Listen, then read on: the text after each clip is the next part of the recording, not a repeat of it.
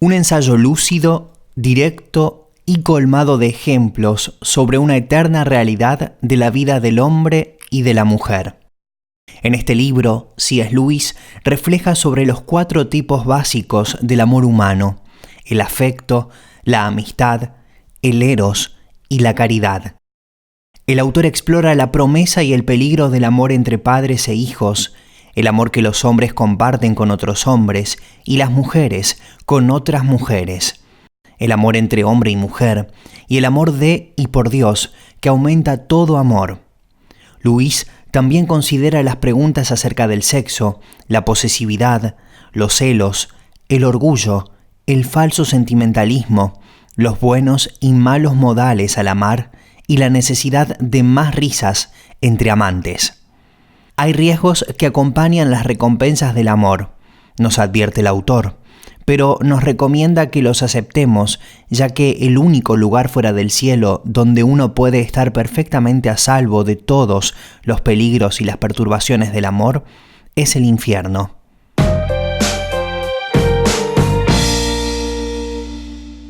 Los 4 amores de C.S. Lewis. Mi nombre es Alexis Millares y te invito a viajar juntos por las páginas de este libro.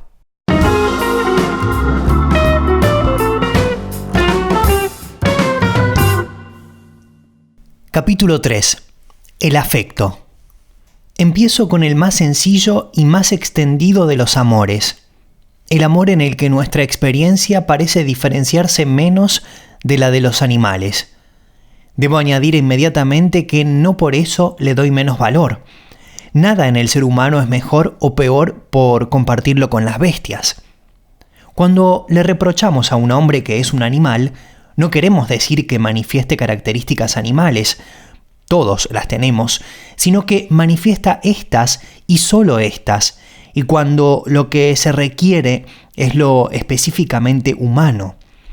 Y al decir de alguien que es brutal, generalmente queremos significar que comete crueldades de las que la mayoría de los burros son incapaces, porque no son inteligentes. Los griegos llamaban a este amor estorgué, 2 sílabas y la G es fuerte. Aquí lo llamaré simplemente afecto. Mi diccionario griego define estorgué como afecto, especialmente el de los padres a su prole, y también el de la prole hacia sus padres. Y esta es, no me cabe duda, la forma original de este afecto, así como el significado básico de la palabra. La imagen de la que debemos partir es la de una madre cuidando a un bebé, la de la perra o una gata con sus cachorros, todos amontonados, acariciándose unos a otros, ronroneos, lamentones, gemiditos, leche, calor, olor a nueva vida. Lo importante de esta imagen es que desde el principio se nos presenta como una especie de paradoja. La necesidad y el amor-necesidad de los pequeños es evidente. Lo es asimismo el amor que les da la madre. Ella da a luz, amamanta, protege. Por otro lado, tiene que dar a luz o morir.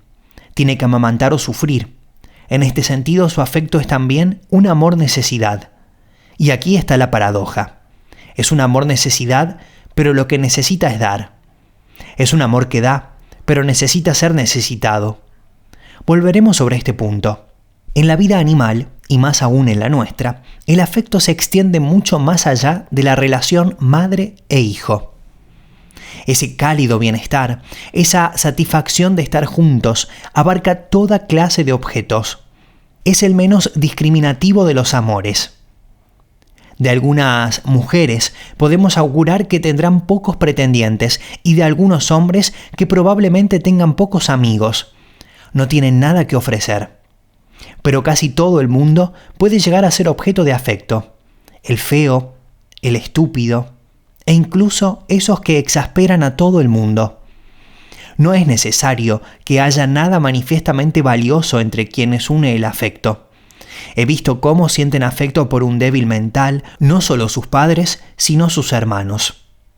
El afecto ignora barreras de edad, sexo, clase y educación. Puede darse entre un inteligente joven universitario y una vieja niñera, aunque sus almas habiten mundos diferentes. El afecto ignora hasta las barreras de la especie. Lo vemos no solo entre el perro y la persona, sino también, lo que es más sorprendente, entre el perro y el gato. Gilbert White asegura haberlo descubierto entre un caballo y una gallina. Algunos novelistas lo han tratado con acierto.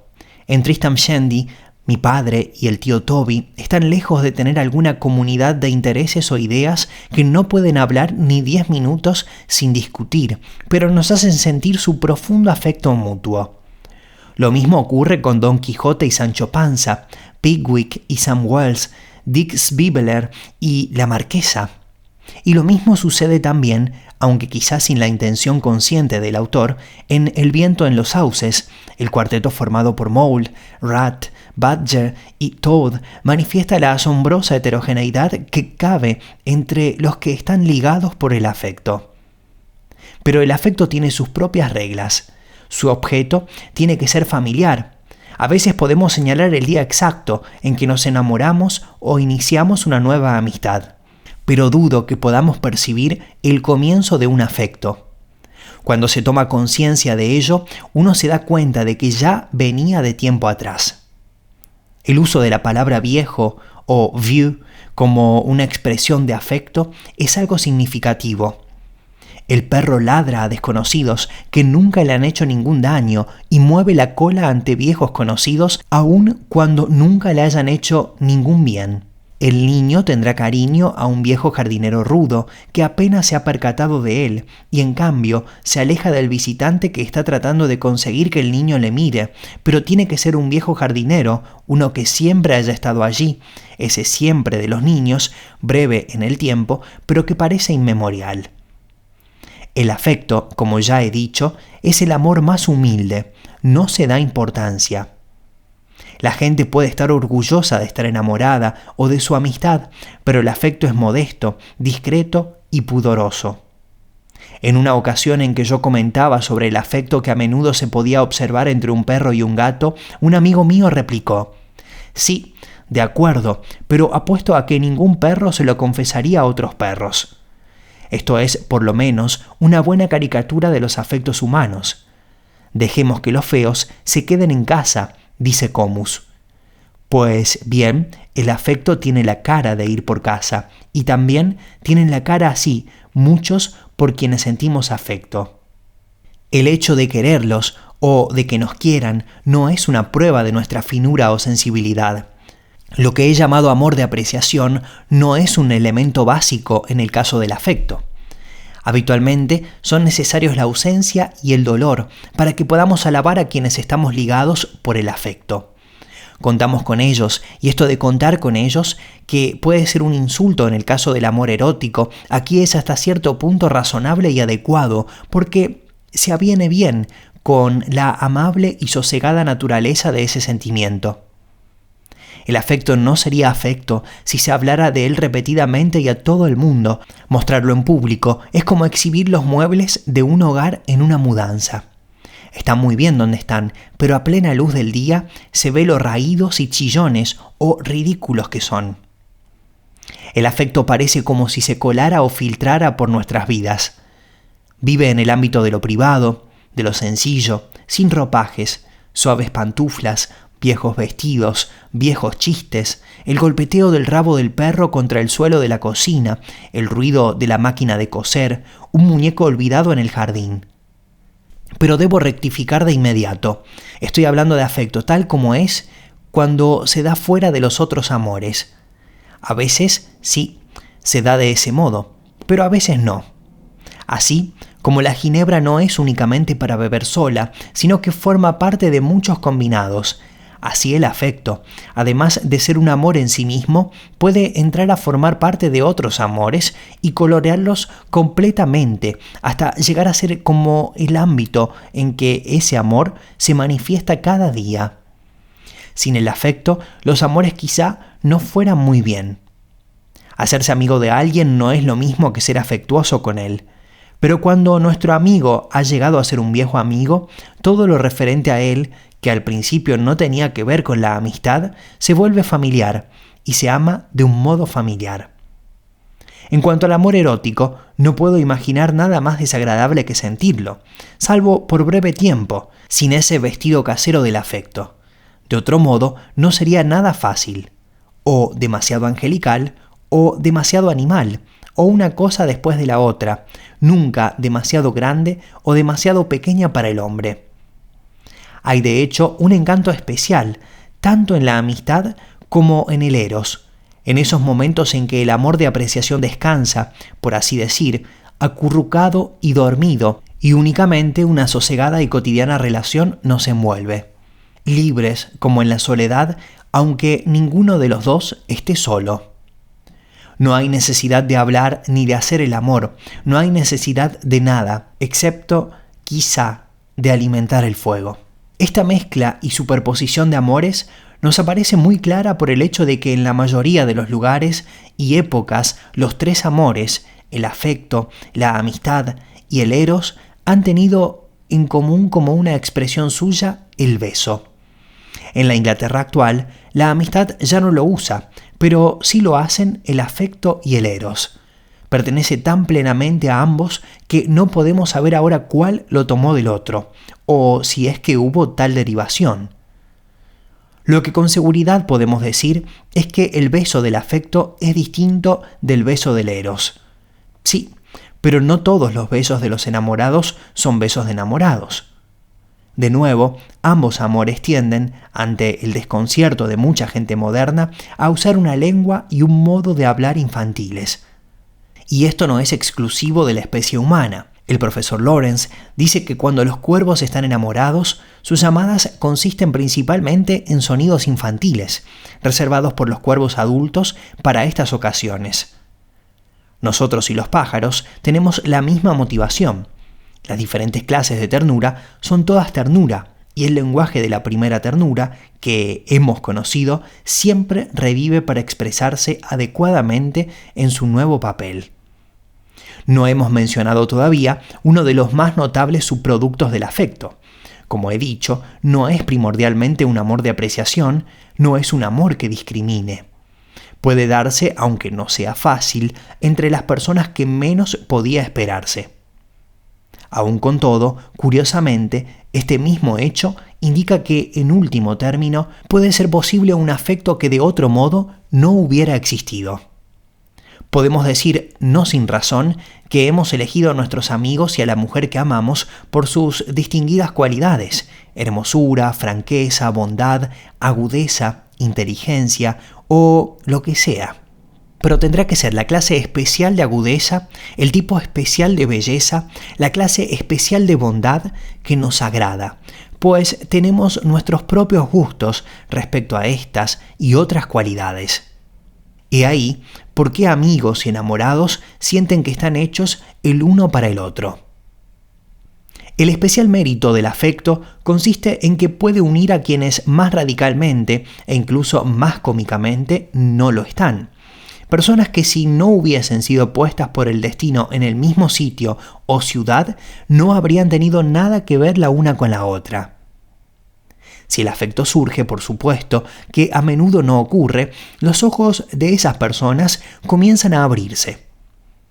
Al simpatizar con el viejo compañero, al principio solamente porque está ahí por casualidad, luego muy pronto porque descubro que después de todo en él hay algo, en el momento en el que uno dice sintiéndolo de verdad que pese a no ser mi tipo, es alguien muy bueno a su modo, se da una especie de liberación.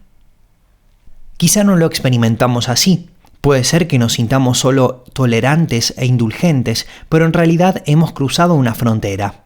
Ese a su modo quiere decir que estamos saliendo de nuestro propio modo de ser, que estamos aprendiendo a valorar la bondad o la inteligencia en sí mismas y no la bondad e inteligencia preparadas y servidas para gustar solamente a nuestro propio paladar.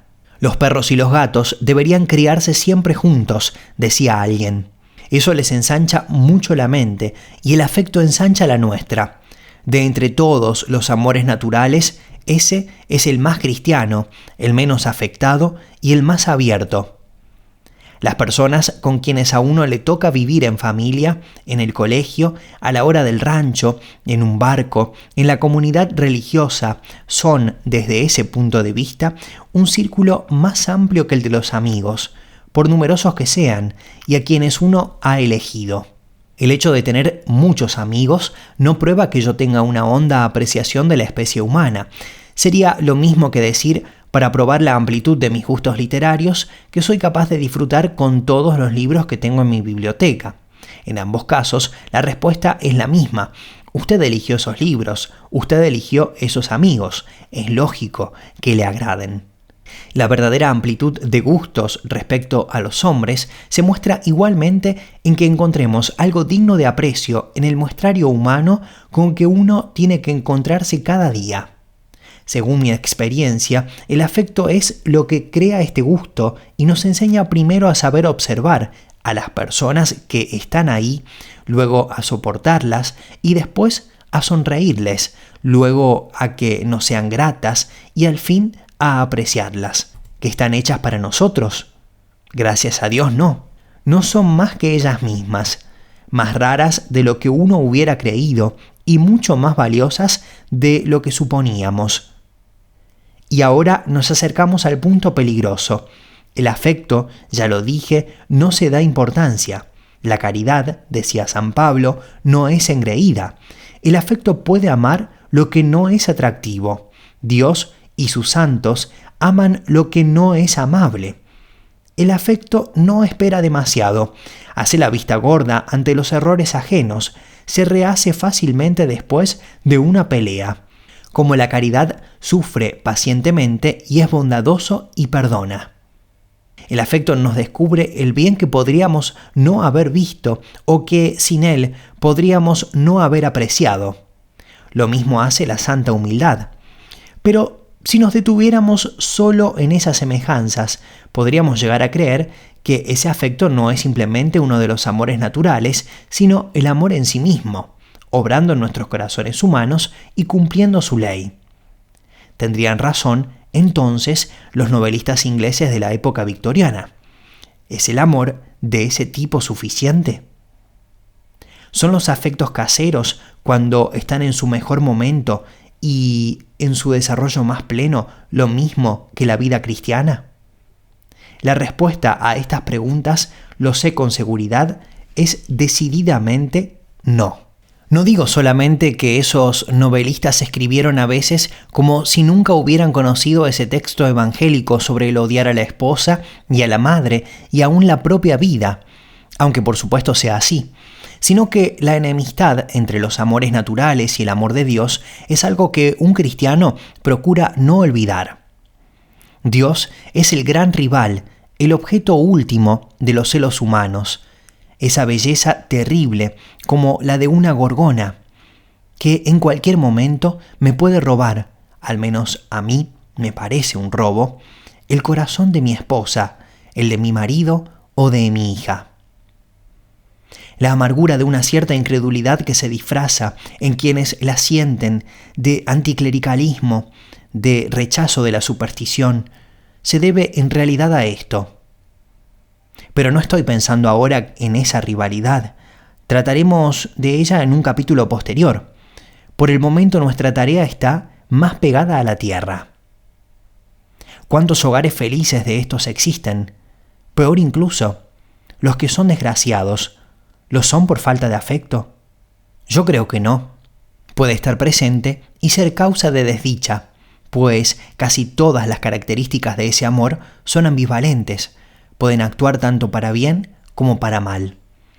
Por sí mismo, dejándolo sencillamente que siga su natural inclinación, este amor puede ensombrecer y hasta degradar la vida humana. Los ridiculizadores y los enemigos del sentimiento no han dicho toda la verdad sobre él, pero todo lo que han dicho es verdad. Un síntoma de eso es, quizá, la repugnancia por esas almibaradas canciones y esos poemas dulzones con que el arte popular expresa el afecto. Son repugnantes debido a su falsedad. Lo que ofrecen es una especie de receta para lograr la felicidad e incluso la bondad, pero en realidad de lo que hablan es de una suerte puramente casual. No hay ni la más mínima sugerencia de que se deba hacer algo, basta con dejar que el afecto caiga sobre nosotros como una ducha caliente, y todo, se da por supuesto, irá bien. El afecto, lo hemos visto, incluye tanto el amor-necesidad como el amor-dádiva. Empezaré con la necesidad, nuestra ansia del afecto de los demás. Existe una razón muy clara por la que esta ansia, entre todas las ansias del amor, se convierte fácilmente en el amor menos razonable. Dije que casi todo el mundo puede ser objeto de afecto. Sí, y en casi todo el mundo espera serlo. El egregio señor Pontifex, en el camino de toda carne, se siente ofendido al comprobar que su hijo no le ama. No es natural que un hijo no quiera a su propio padre. No se le ocurre preguntarse si desde el primer día en que el niño pudo empezar a almacenar recuerdos, ha dicho o hecho algo que inspire amor. Igualmente, al comienzo de El Rey Lear, el héroe aparece como un anciano muy poco amable, devorado por una insaciable hambre de afecto. Recurro a ejemplos literarios porque usted, lector, y yo no vivimos en el mismo sitio. Si así fuera, no habría inconveniente en sustituirlos por ejemplos de la vida real. Desgraciadamente, porque estas cosas pasan todos los días. Y podemos darnos cuenta del por qué. Todos sabemos que debemos hacer algo. Si no para merecer el afecto, al menos para atraer el amor erótico o el amor de amistad. Pero a menudo el afecto se considera como algo preparado y entregado gratuitamente por la naturaleza, que nos lo incluye, nos lo coloca, nos lo trae a casa. Tenemos derecho a esperarlo así. Decimos, y si los demás no nos lo dan, son unos desnaturalizados. Esta presunción es, sin duda, una distorsión de la realidad. Es cierto que mucho viene incluido. Somos de la especie mamífera. El instinto nos proporciona por lo menos un cierto grado, a veces bastante alto, de amor maternal. Somos de una especie sociable, y el círculo familiar proporciona un ambiente en el que, si todo marcha bien, el afecto surge y crece con fuerza, sin exigir de nosotros unas cualidades brillantes. Tanto es así que si se nos da afecto, no suele ser necesariamente por nuestros méritos. Podemos conseguirlo con muy poco esfuerzo.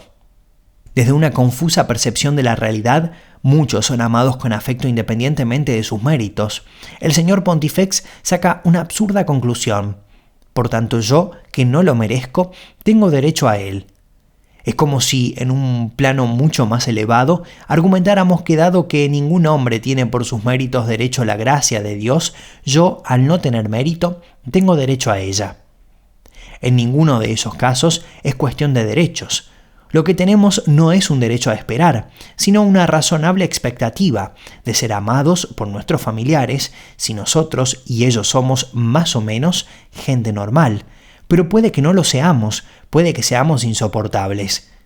Si lo somos, la naturaleza obrará en contra nuestra, porque las mismas condiciones de familiaridad que hacen posible el afecto también, y no menos naturalmente, hacen posible un especial disgusto incurable, una especie de aversión tan de siempre, constante, cotidiana y a veces casi inconsciente, como la correspondiente forma de amor. Sigfrido, en la ópera, no podía recordar el momento en el que se le hicieron aborrecibles el arrastrar de los pies, el refunfuñar y el constante ajetreo de su padrastro enano. Nunca advertimos esta clase de odio en su inicio. Sucede lo mismo que con el afecto, estuvo siempre allí.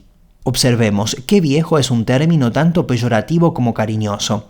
Sus viejas tretas, su viejo estilo, la vieja historia de siempre. Sería absurdo decir que Lear carece de afecto. En la medida en que el afecto es amor-necesidad, casi enloquece por eso. Al menos, si no amara a sus hijas, no desearía tan desesperadamente su amor. El padre o niño que menos amor inspiran pueden estar poseídos de ese tipo de amor voraz, aunque redunda en su propia desgracia y en la de los demás. La situación se vuelve insoportable. Las personas que son de suyo difíciles de amar, su continua exigencia de ser amadas, como si fuera un derecho, su manifiesta conciencia de ser objeto de un trato injusto, sus reproches, sea con estridentes gritos o con quejas solamente implícitas en cada mirada o en cada gesto de resentida autocompasión, provocan en nosotros un sentimiento de culpa.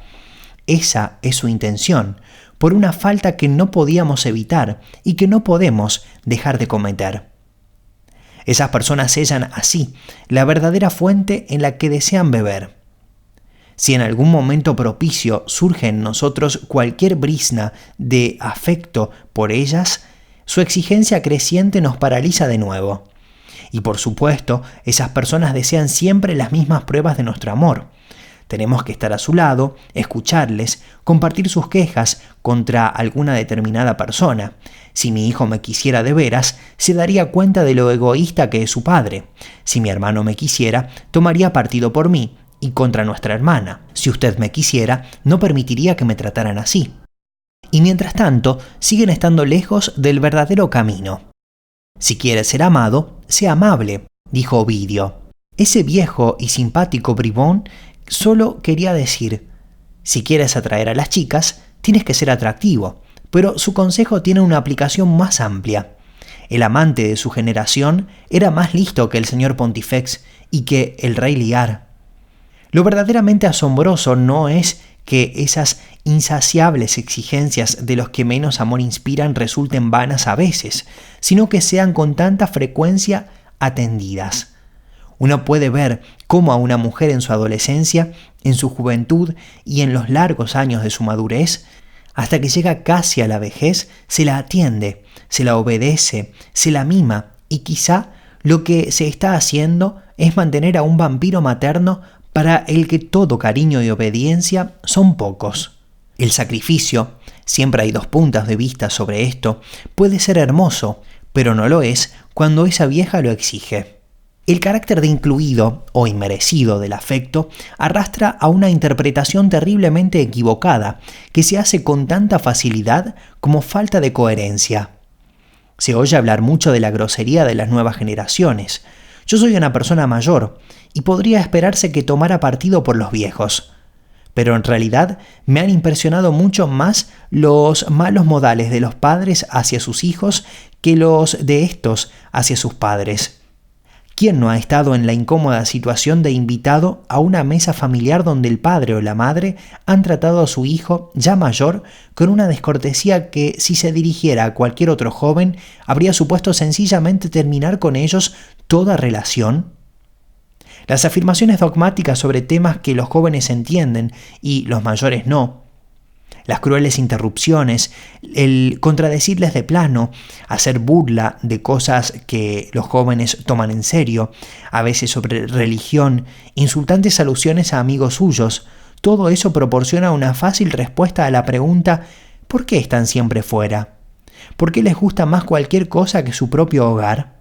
¿Quién no prefiere la educación a la barbarie? Si uno preguntara a una de esas personas insoportables, no todas evidentemente son padres de familia, ¿por qué se comporta de ese modo en casa? Podría contestar, oh, no fastidie, uno llega a casa dispuesto a relajarse. Un tío normal no está siempre en su mejor momento. Además, si un hombre no puede ser el mismo en su propia casa, entonces ¿dónde? Por supuesto que no queremos andarnos con fórmulas de urbanidad en casa. Somos una familia feliz. Podemos decirnos cualquier cosa y nadie se enfada. Todos nos comprendemos. Todo esto, de nuevo, está muy cerca de la verdad, pero fatalmente equivocado. El afecto es cuestión de ropa cómoda y distensión, de no andar con rigideces, de libertades que serían de mala educación si nos las tomaríamos ante extraños. Pero la ropa cómoda es una cosa, y llevar la misma camisa hasta que huele mal es otra muy distinta. Hay ropa apropiada para una fiesta al aire libre, pero la que se usa para estar en casa también debe ser apropiada, cada una de manera distinta. De igual modo, existe una diferencia entre la cortesía que se exige en público y la cortesía doméstica. El principio básico para ambas es el mismo, que nadie se dé a sí mismo ningún tipo de preferencia. Pero mientras más pública sea la ocasión, más reglada o formalizada estará nuestra obediencia a ese principio. Existen normas de buenos modales. Mientras más familiar es la ocasión, menor es la formalidad, pero no por eso ha de ser menor la necesidad de educación. En cambio, el mejor afecto pone en práctica una cortesía que es incomparablemente más sutil, más fina y profunda que la mera cortesía en público. En público se sigue un código de comportamiento. En casa, uno debe vivir en la realidad lo que ese código representa. O, si no, se vivirá el triunfo arrollador del que sea más egoísta. Hay que negarse sinceramente a sí mismo todo tipo de preferencias. En una fiesta basta con disimular esa preferencia que uno puede darse. De ahí el antiguo proverbio: ven a vivir conmigo y me conocerás. El comportamiento de un hombre en familia revela, sobre todo, el verdadero valor de, frase significativamente odiosa, su comportamiento en sociedad o en una fiesta. Quienes olvidan sus modales cuando llegan a casa, después del baile o de la reunión social, es que allí tampoco viven una verdadera cortesía, solo remedan a los que la viven. Podemos decirnos cualquier cosa. La verdad que está detrás de esto es que el mejor afecto puede decir lo que el mejor afecto quiere decir, sin tener presentes las normas de educación que rigen en público, porque el mejor afecto no desea herir, ni humillar, ni dominar. Puedes dirigirte a la esposa de tu corazón llamándole cochina, cuando inadvertidamente está bebiendo de tu cóctel además del suyo. Se puede cortar la historieta que nuestro padre está contando ya demasiadas veces. Podemos meternos con los demás y burlarnos y hacerles bromas. Se puede decir, cállense, quiero leer. Se puede decir cualquier cosa en el tono adecuado y en el momento oportuno, tono y momento que han sido buscados para no herir, y de hecho no hieren. Cuanto mejor es el afecto, más acierta con el tono y el momento adecuados. Cada amor tiene su arte de amar. Pero ese tipo grosero que al llegar a casa exige la libertad de poder decir cualquier cosa, está pensando en algo muy distinto. Al poseer un tipo de afecto muy imperfecto o quizá ninguno en ese momento, se apropia de las hermosas libertades a las que solo el afecto más pleno tiene derecho o sabe cómo usarlas. Ese las usa con mala fe, siguiendo el dictado del resentimiento o de modo cruel y obedeciendo a su propio egoísmo. En el mejor de los casos, las usa de un modo estúpido, por carecer del arte adecuado, y es posible que durante todo el tiempo tenga buena conciencia, porque sabe que el afecto se toma esas libertades.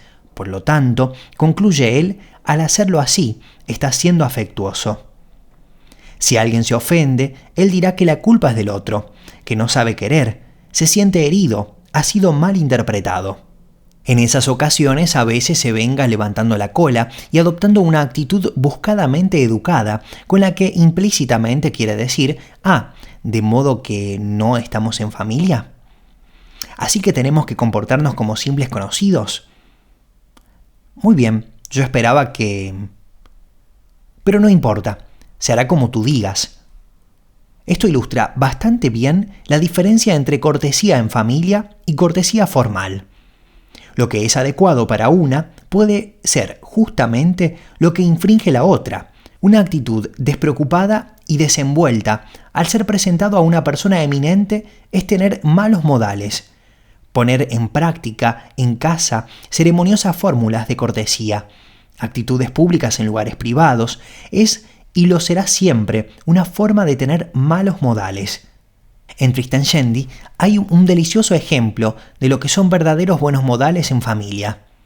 En un momento particularmente inoportuno, el tío Toby se ha estado explayando sobre lo que son las fortificaciones, su tema favorito. Mi padre, al ser llevado otra vez más allá de lo soportable, le interrumpe violentamente. Entonces ve la cara de su hermano, la cara de Toby, que en absoluto parece dispuesto a responderle de la misma manera. Nunca se le hubiera ocurrido, herido por el desprecio a ese noble arte de las fortificaciones. Viene la petición de excusas y luego la reconciliación total. Tío Toby, para demostrar cómo lo ha olvidado todo, para demostrar que no se siente herido, reanuda su explicación sobre las fortificaciones. Pero aún no hemos tocado el tema de los celos. Supongo que ahora nadie cree que los celos estén exclusivamente referidos al amor erótico. Si alguien lo cree, el comportamiento de niños, empleados animales domésticos, debería enseguida sacarles del error. Toda clase de amor, casi toda clase de relación, está expuesta a los celos. Los celos del afecto están estrechamente ligados a la confianza con lo viejo y lo familiar.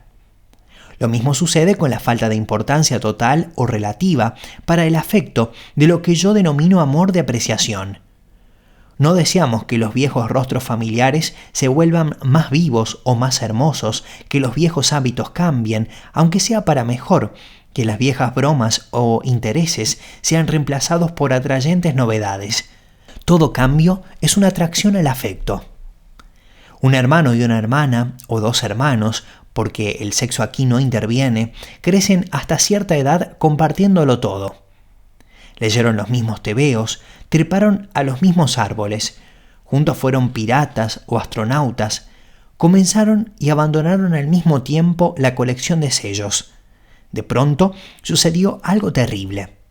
Uno de ellos se adelanta, descubre la poesía o las ciencias, o la música seria, o quizá pasa por una conversión religiosa.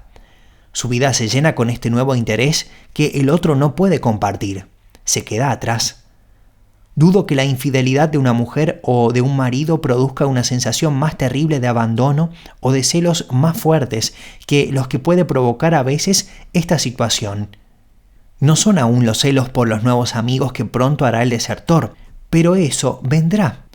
Al principio son celos por la cosa en sí, por esa ciencia, por esa música, por Dios, llamado en este contexto religión, todo eso de la religión.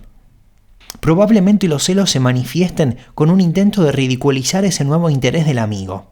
Es una solemne tontería, despreciablemente infantil, o más bien despreciablemente adulta. O bien se dice que el desertor no está de verdad interesado en eso. Lo está haciendo solo por alardear, por ostentación. Todo es pura afectación. Pronto le esconderá los libros, los muestrarios científicos aparecerán destruidos, desconectará violentamente las emisiones de radio de música clásica. Y es que el afecto es el más instintivo, y en ese sentido, el más animal de los amores. Sus celos son proporcionalmente feroces, gruñen y enseñan los dientes como un perro al que se le ha arrebatado su comida. ¿Por qué no habría de ser así? Algo o alguien ha arrebatado al niño que estoy describiendo su alimento de toda una vida, su segundo yo. Su mundo está en ruinas. Pero no solo los niños reaccionan así.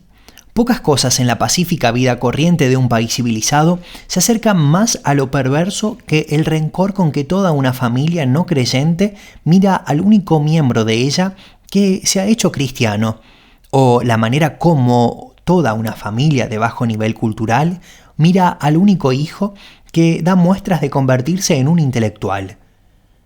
No se trata, como yo antes pensaba, del odio espontáneo y en cierto modo desinteresado, de la oscuridad hacia la luz.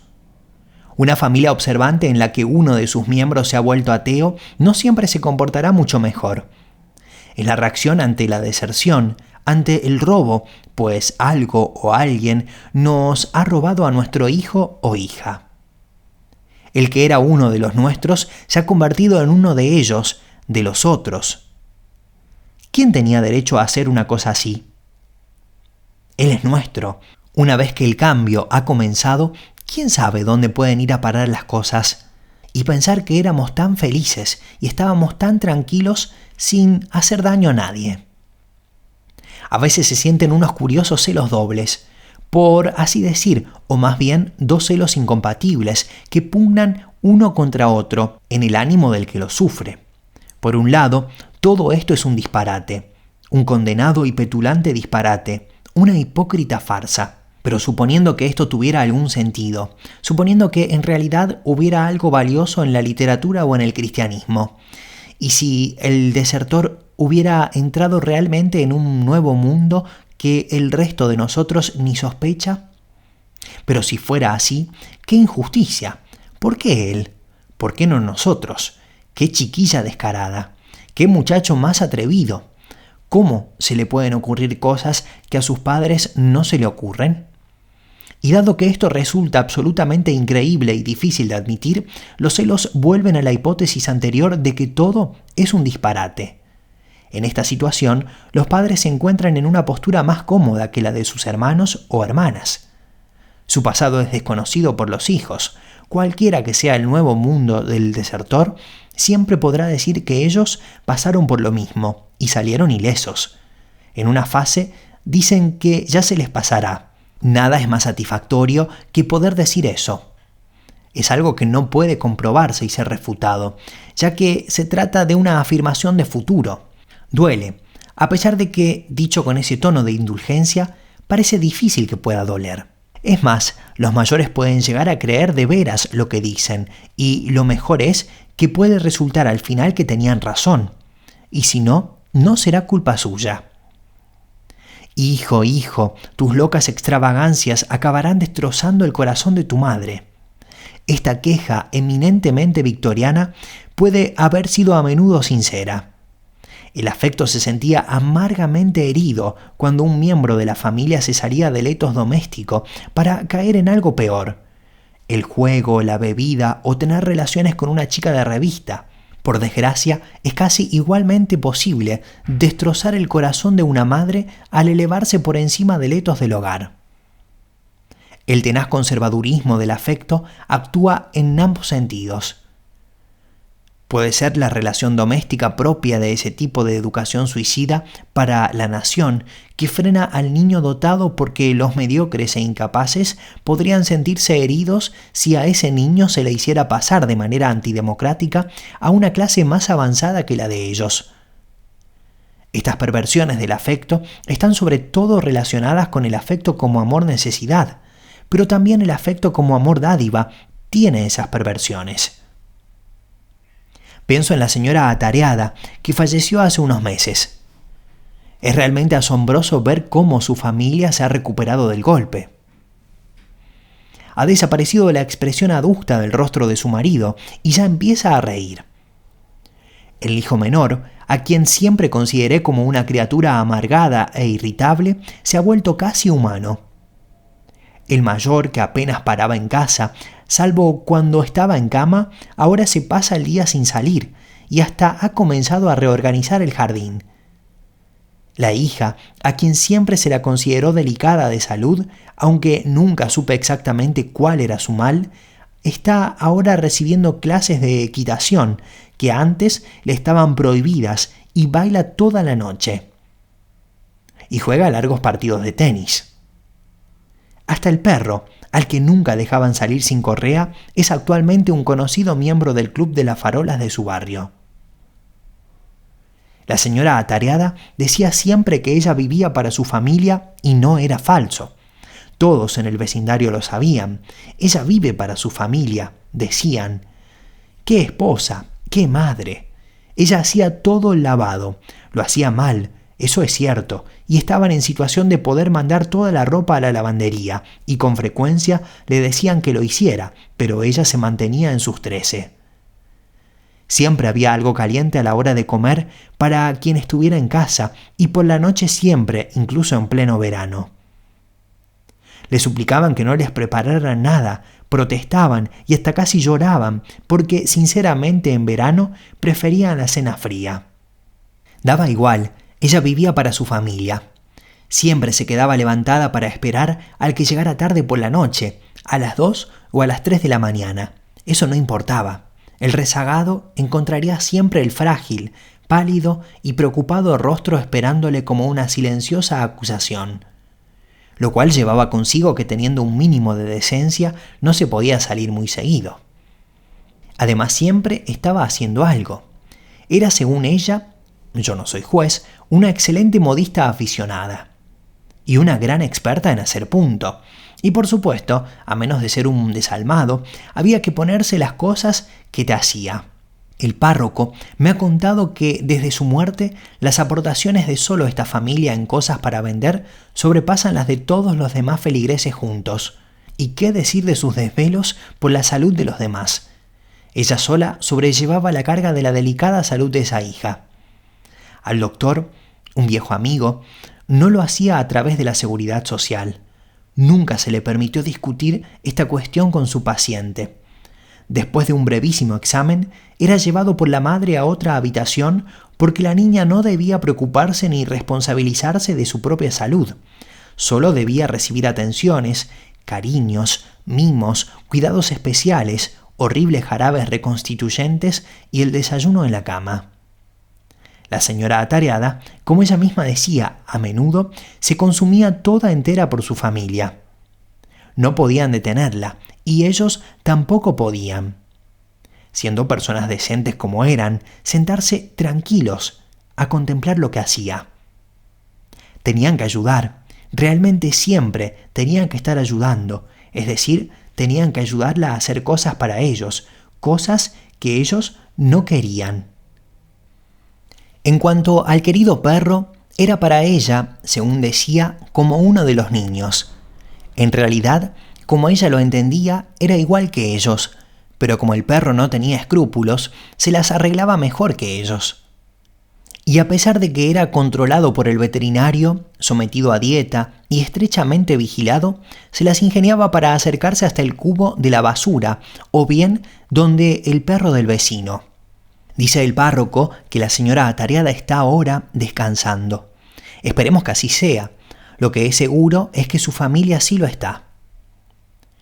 Es fácil de ver cómo la inclinación a vivir esta situación es, por decirlo así, congénita en el instinto maternal.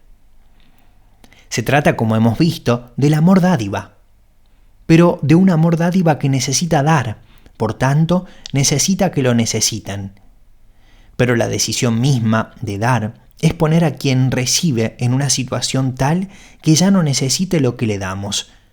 Alimentamos a los niños para que pronto sean capaces de alimentarse a sí mismos. Les enseñamos para que pronto dejen de necesitar nuevas enseñanzas. Así pues, a este amor dádiva le está encomendada una dura tarea. Tiene que trabajar hacia su propia abdicación. Tenemos que aspirar a no ser imprescindibles. El momento en que podamos decir, ya no me necesitan, debería ser nuestra recompensa, pero el instinto, simplemente por su propia naturaleza, no es capaz de cumplir esa norma. El instinto desea el bien de su objeto, pero no solamente eso, sino también el bien que él mismo puede dar.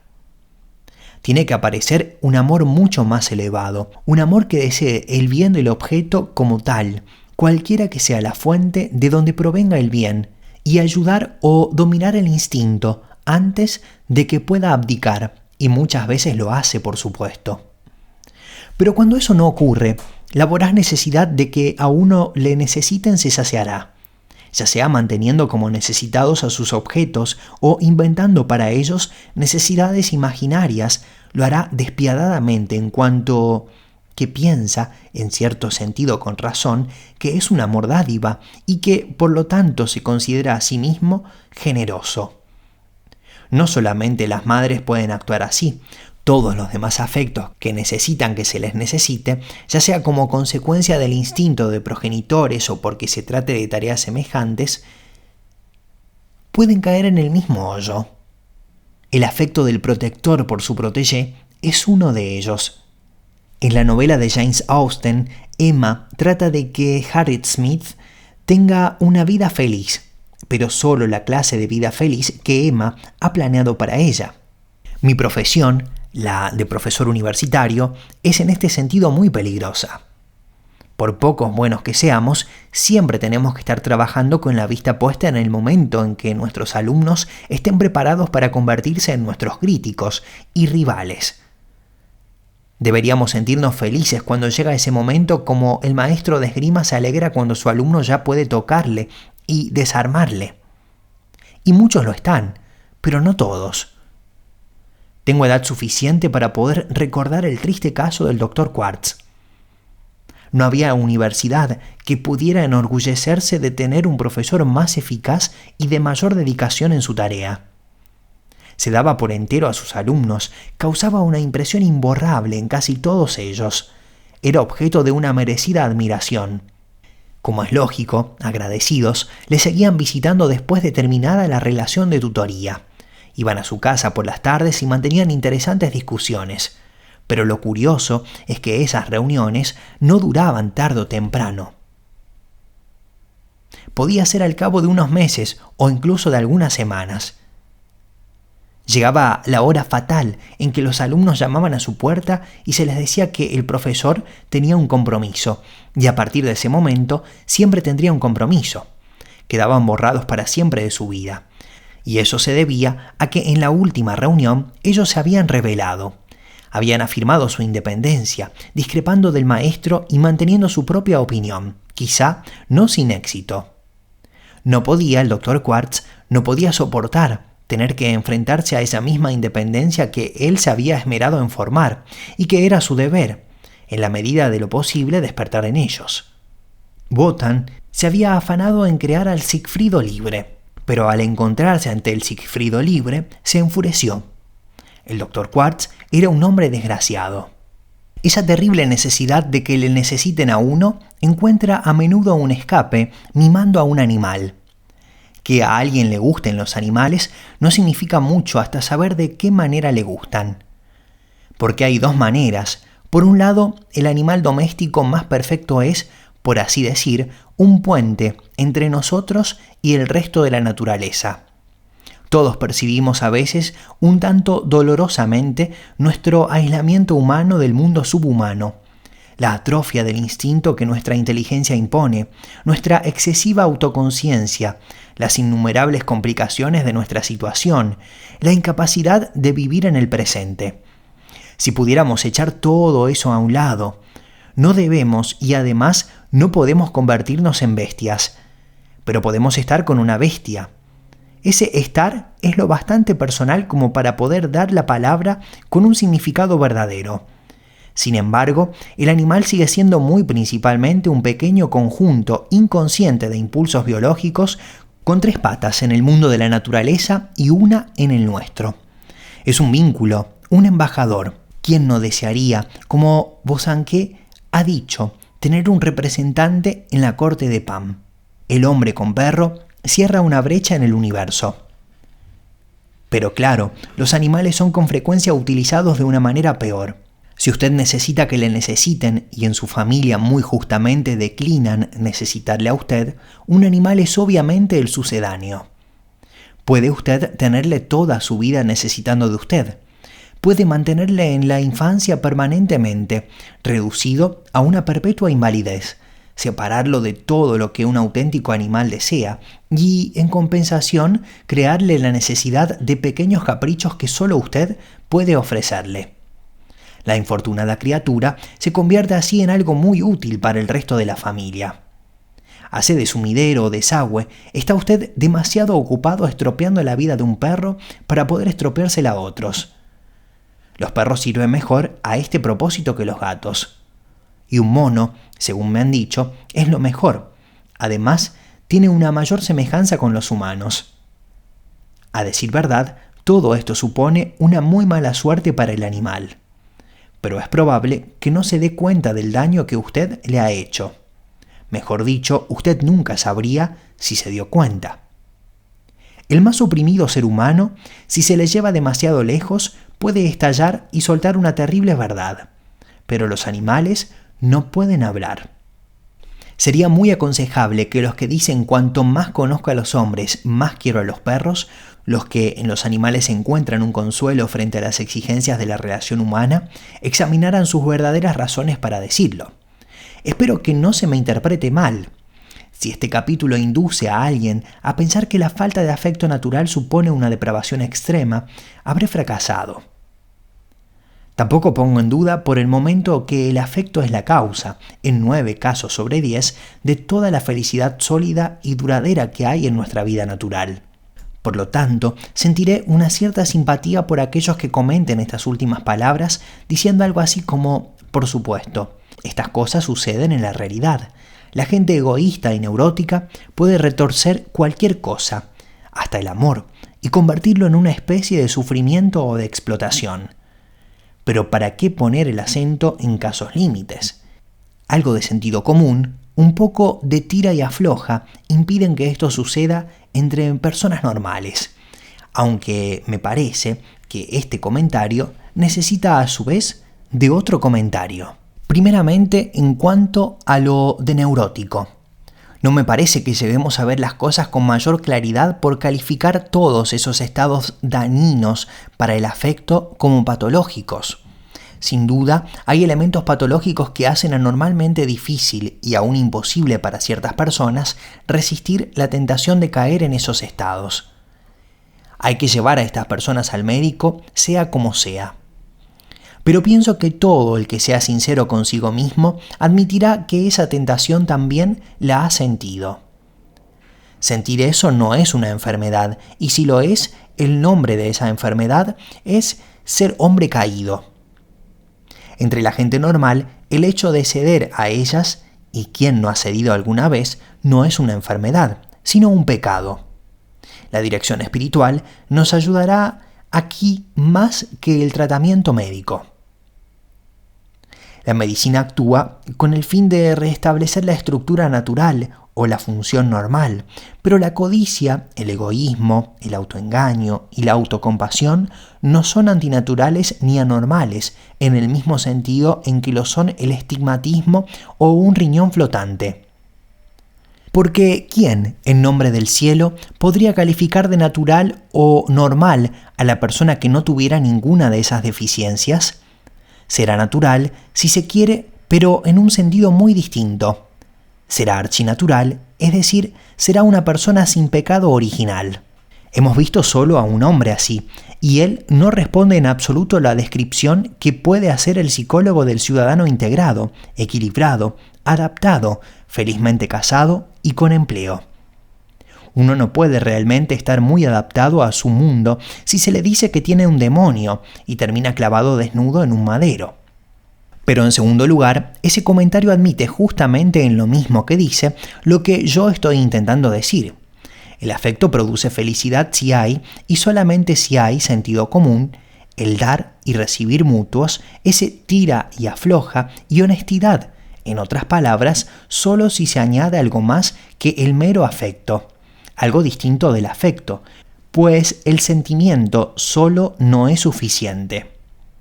Se necesita sentido común, es decir, razón, se necesita tira y afloja. Esto es, se necesita justicia, que continuamente estimule el afecto cuando éste decae, y en cambio lo restrinja cuando olvida o va contra el arte de amar. Se necesita honestidad y no hay por qué ocultar que esto significa bondad, paciencia, abnegación, humildad y la intervención continua de una clase de amor mucho más alta, amor que el afecto en sí mismo considerado nunca podrá llegar a ser. Aquí está toda la cuestión. Si tratamos de vivir solo del afecto, el afecto nos hará daño. Me parece que rara vez reconocemos ese daño. ¿Podía la señora atareada estar realmente tan ajena a las innumerables frustraciones y aflicciones que infligía a su familia? Es difícil de creer. Ella sabía, claro que lo sabía, que echaba a perder toda la alegría de una velada fuera de casa, cuando al volver uno la encontraba ahí, sin hacer nada, acusadoramente, en pie, esperándole. Seguía actuando así porque si dejaba de hacerlo, se tendría que enfrentar al hecho que estaba decidida a no ver. Habría sabido que no era necesaria. Ese es el primer motivo. Luego, además, la misma laboriosidad de su vida acallaba sus secretas dudas respecto a la calidad de su amor. Mientras más le ardieran los pies y le doliera la espalda de tanto trabajar, mejor, porque esas molestias le susurraban al oído. ¿Cuánto debes quererles por hacer todo eso? Este es el segundo motivo, pero me parece que hay algo más profundo. La falta de reconocimiento de los demás, esas terribles e hirientes palabras. Cualquier cosa puede herir a la señora atareada. Con que ellos le rogaban que mandara a lavar la ropa fuera. Le servían de motivo para sentirse maltratada y por tanto para estar constantemente ofendida y para poder saborear los placeres del resentimiento. Si alguien dice que no conoce esos placeres, o es un mentiroso o un santo. Es cierto que esos placeres solo se dan en quienes odian, pero es que un amor como el de la señora atareada contiene una buena cantidad de odio. Lo mismo sucede con el amor erótico, del que el poeta romano dice «yo amo y odio», e incluso otros tipos de amor admiten esa misma mezcla. Pues si se hace del afecto el amor absoluto de la vida humana, la semilla del odio germinará. El amor, al haberse convertido en Dios, se vuelve un demonio.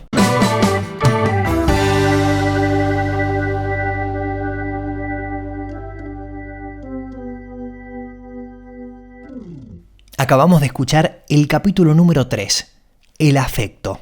Estamos compartiendo el libro Los 4 amores de C.S. Lewis, un viaje de 6 episodios por los 6 capítulos de este libro. Comenzábamos por el episodio número 1, titulado Introducción, pasábamos al capítulo número 2, Gustos y amores por lo subhumano, y el capítulo número 3, que se titula El afecto. Los próximos episodios hablarán sobre la amistad, el eros y la caridad. Te espero en los próximos episodios para que juntos sigamos viajando por las páginas de esta obra de C.S. Lewis, Los 4 amores. Mi nombre es Alexis Millares. Muchas gracias.